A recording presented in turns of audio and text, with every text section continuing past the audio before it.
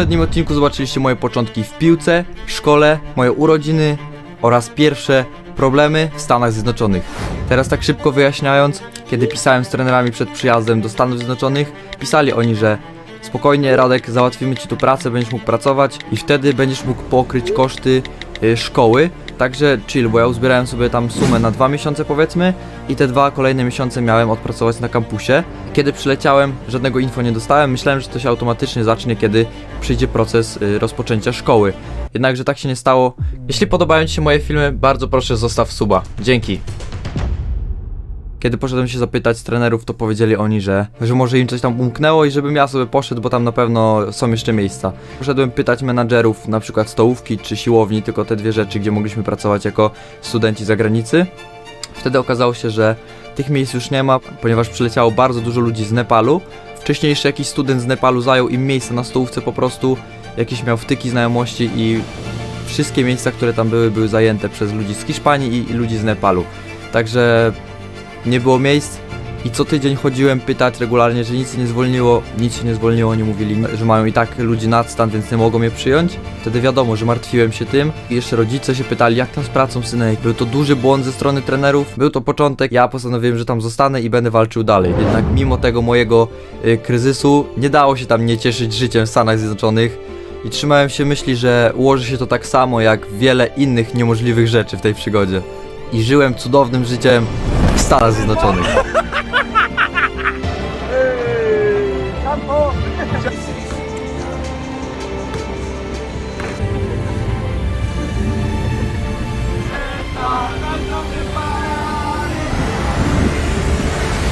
Na studiach w Stanach nie da się nudzić, serio. I zaraz wam opowiem dlaczego, ale najpierw pozwólcie, że oprowadzę was po terenach, w których żyłem, bo tego jeszcze nie zrobiłem, a może niektórzy są ciekawi, czyli kampus. Jak już wiecie, akademik, w którym mieszkałem, to najniższa klasa, to mój pokój i mega jaraliśmy się, kiedy wchodziły jakieś tam update'y, już się czułem powoli jakbym był takim dorosłym fez, że o kurde, kupiliśmy nowy mebel do mieszkania, więc cieszyliśmy się z każdego takiego update'a, jakieś LEDy, coś tam kupiliśmy, jakieś flagi właśnie do pokoju, Polska, Brazylia, zarąbiście. Dalej mamy hall.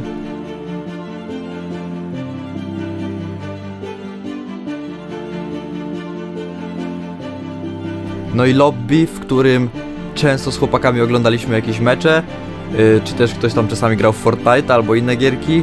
Kiedy opuszczałem już ten akademik, no to był kampus. Kampus był serio piękny.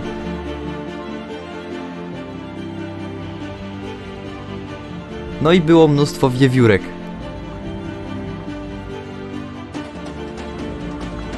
Zawsze się podniecaliśmy, jak były wiewiórki i nauczyłem chłopaków w ogóle mówić wiewiórka, bo zawsze mówiłem, o wiewiórka! I oni mówili, jak? Wiewiórka. Wiewiórka! O fuck, wiewiórka! Hej, wiewiórka! Fajnie, było czuć takie fajne połączenie z naturą. Te wiewiórki cię tam nie bały, przebiegały obok ciebie, gdzieś tam na drzewko sobie wchodziły. Zarąbiście w ogóle, fajnie. No i dalej mamy stołówkę, na którą chodziliśmy na breakfast, lunch i dinner. I stołówka serio wyglądała tak, że jak taka filmowa stołówka, że wchodzisz, masz tam różne stacje, nabierasz sobie jakichś tam różnych rzeczy. No po prostu normalna stołówka, tyle że nie taka z Polski. No i ta stołówka wyglądała dobrze, wszystko tam dobrze wyglądało.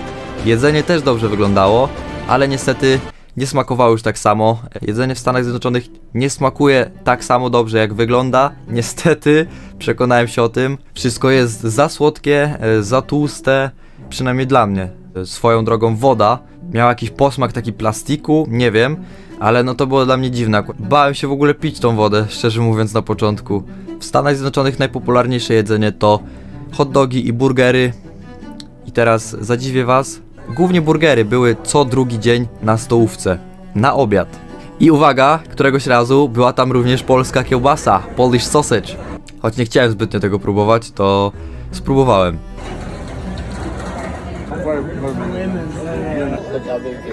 Oh yeah, she said she wanted like to keep the wings, like to stop the wings. No. Było bardzo daleko od takiej polskiej kiełbasy. Tak więc nasze żarcie jest bueno, jest o 100 razy lepsze niż w Stanach Zjednoczonych, uwierzcie. Jako student atleta, wiadomo, w obowiązku miałem uczyć się oraz trenować, co z wolnym czasem. Było go tam bardzo mało, ale tworzyła nam się grupka przyjaciół z którą w wolnym czasie, którego nie było dużo, robiliśmy dużo fajnych rzeczy. W sumie do tej pory nie wiem, jak my na to czas znaleźliśmy, A więc zacznijmy od wyjść do sklepu Walmart, które w sumie nigdy nie były normalne. Każde wyjście tam wiąże się z jakąś historią. Na przykład pierwsze nasze wyjście, kiedy pojechaliśmy z teamem, już wtedy zauważyłem, jaka to jest różnica kulturowa. Ludzie tam zachowują się totalnie inaczej, wiesz, każdy do ciebie zagaduje: hey, how are you? Coś tam, cokolwiek zaczynam tak mówić, wiecie, to w Polsce raczej nie jest spotykane, to jest... Także jak wspomniałem, te wyjścia nie były raczej normalne. Graliśmy sobie w rugby, w piłkę nożną gdzieś tam czasami. Robiliśmy wyścigi wózkami na zakupy. Jej! We make a race. Man! Oh, we are faster now.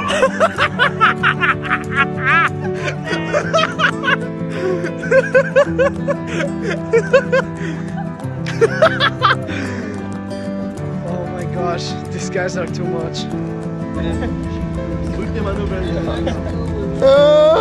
Jakieś przymierzanie śmiesznych ubrań. Kurwa, to mają... Wiem skąd Ziggy Luther mieli takie kaski. Wow, this fits perfectly, man. No, czasami była trzoda, nie? Ale... Hey, please, shut up, bro. Ale raczej luz, tam się nikt nie pruł do tego. I co ciekawostka, w Stanach Zjednoczonych właśnie w sklepach podatek jest doliczany dopiero przy kasie. Na półkach pokazuje ci cenę bez podatku, czyli powiedzmy $2, i idziesz do kasy, kasujesz i wychodzi ci 2,55, bo tam doliczony jest podatek dopiero właśnie przy kasie i to mnie też dziwiło.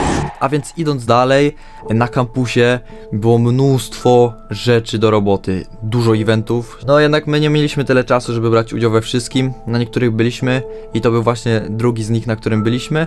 No i wyglądało to, kurczę, mega filmowo, jak zawsze widzieliście, jakieś takie... Mieli tam swoje stoiska i rozdawali ci rzeczy, jakieś słodycze, jedzenie właśnie, długopisy do szkoły, zeszyty, termosy, no różne rzeczy, nie? W ogóle, takie, nie wiem czemu w sumie tak było. No i tam ludzie z tobą rozmawiają i tak dalej, i tak dalej. I słuchajcie, przy jednym stoisku był taki starszy pan i on zapytał, skąd jesteśmy. No i tam mój ziomek powiedział, że z Brazylii, drugi tam, że z Niemczech, ktoś tam ze Szwecji. No i powiedziałem, że z Polski. On, o, z Polski? I zaczął mi opowiadać jakąś historię, że on tam w ssumie ma jakieś, czy rodzinę, czy znajomych, nie pamiętam, ale że on był w Polsce, że w ogóle szanuje Polaków. Bo ja mówię, kurwa, wiecie, nie? Ja mówię, dumny Polak, wiecie, stałem tam, mówię, no tak, Polska fajna, mówię, Polska tak. Mówię, ta Ameryczka wasza też nie jest najgorsza, nie? Ale jednak Polska, mówi, no tak, Polska to tak, to jest G, nie? I on mówi, fajnie, dobra. No, także fajny polski akcent, gdzieś tam się wkradł. Jako student atleta byłem w jednej z 17 drużyn w tej szkole, bo były tam drużyny takie jak baseball, koszykówka, piłka nożna, kręgle, siatkówka, pływanie, tenis, wrestling, a nawet łowienie ryb czy e-sport. Często były to drużyny męskie i damskie i naprawdę masa w ogóle drużyn, nie?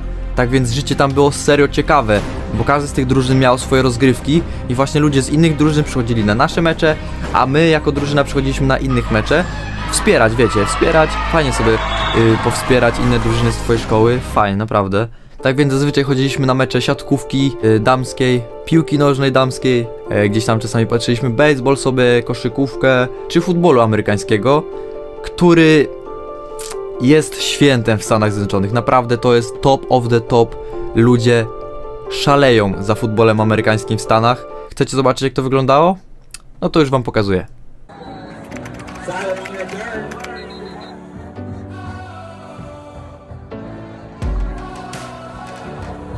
Tylko jeden ziomek od nas znał zasady tego futbolu i tłumaczył nam co nieco, ale i tak w sumie nie kumaliśmy.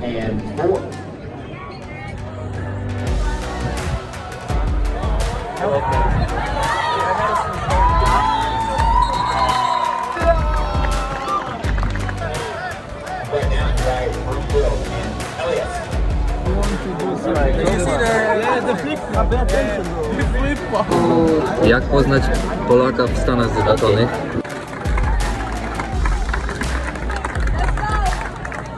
Tutaj to kurde futbol amerykański to jest jak święto, nie? Tutaj jest wszystko, masz telewizję, kamery. Trzeba podpierdolić. jakieś cheerleaderki.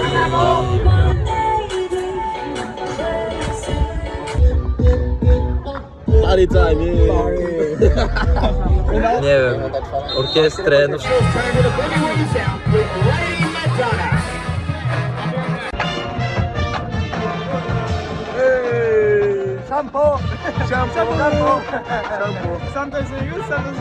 wszystko tu jest, nie?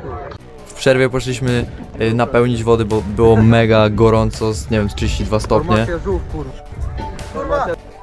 Kurwa macie! Ja pierdolę. Generalnie nie wiedzieliśmy, o co tam totalnie chodzi, ale cieszyliśmy się, jak tylko się ludzie cieszyli.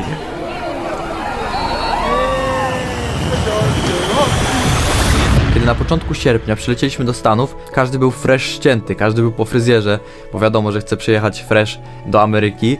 Jednak po ponad miesiącu, no wiadomo, włosy rosną, pozarastaliśmy i wypadało iść do barbera. Tak więc tak zrobiliśmy, poszliśmy do lokalnego barbera, gdzieś tam znaleźliśmy, no i wyszliśmy z nadzieją, że nie musimy się tam martwić o nasze włosy, bo raczej no wiedzą co robią, nie? Wiecie jak to bywa z fryzjerami, to nie zawsze wychodzi tak jakbyśmy chcieli. Tak więc tylko jeden z 5 z nas był zadowolony, bo on miał krótkie włosy i wystarczyło mu zrobić szybki fejdzik tu i fajnie się zgrywało z górą, a u nas to wyglądało trochę średnio. Dobra, byłem u fryzjera. Moje włosy są gównem.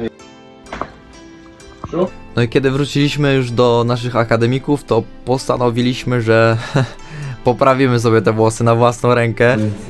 Będzie strzyżenie.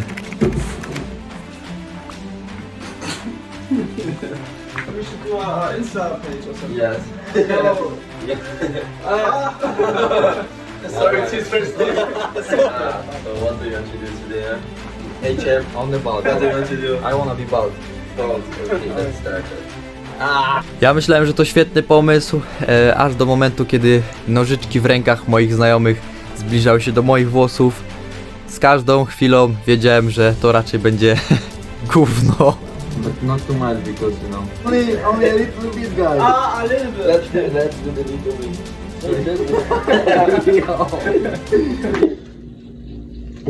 No, it looks like shit. No, calm down. Oh, you are bold. You are bold. Shut up. Come on, it's so better. But there, yeah. Yes, I How do you feeling, Radek? I'm very stressful, bro. I'm very stressful. Okay, good. Okay. Okay, nobody cares. I just shut up and be quiet. I think Radek do my hair. I don't trust Franco anymore. Come on, it's Yo, it's so bad, bro. Yeah, nah. I feel this. Oh, wait. Efekt końcowy wyglądał tak. No ciekawe doświadczenie, ciekawe doświadczenie, które jeszcze później zobaczycie, bo jest z tym związana jeszcze jedna bardzo ciekawa historia. Na kampusie również mieliśmy dostęp do pokoju gier, nie wiem jak to nazwać tak naprawdę. Były tam, wiecie, stoły do bilardu, ping-pong, można było pograć sobie na playce, na VR-ze nawet można było sobie pograć. Jakieś tam inne duperele były, wiele gier, także tam też sobie czasami chodziliśmy i mieliśmy fan.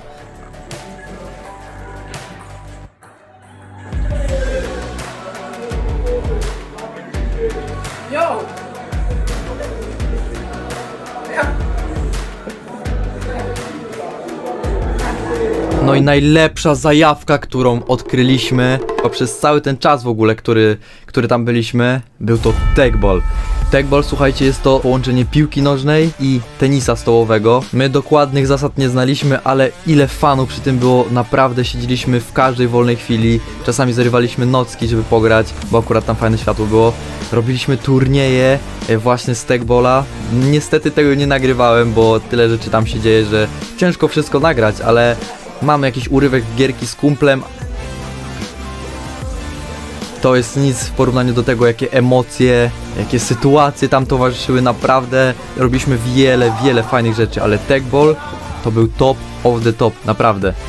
W każdej gdzieś tam wolnej chwili, pomiędzy lekcjami, albo treningami, albo po treningach, czasami zdarzało się zawalić jakąś pracę domową, żeby pograć w tegball albo inne rzeczy, co może jest nieodpowiedzialne, ale z perspektywy czasu uważam, że warto, nie?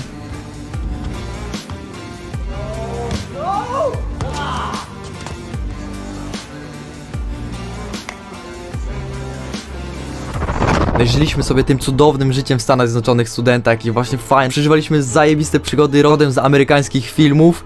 No i pewnego dnia chyba poszliśmy krok za daleko i musieliśmy ponieść konsekwencje za to, co zrobiliśmy. Jo, co się stało? Zawracaliśmy na jedno.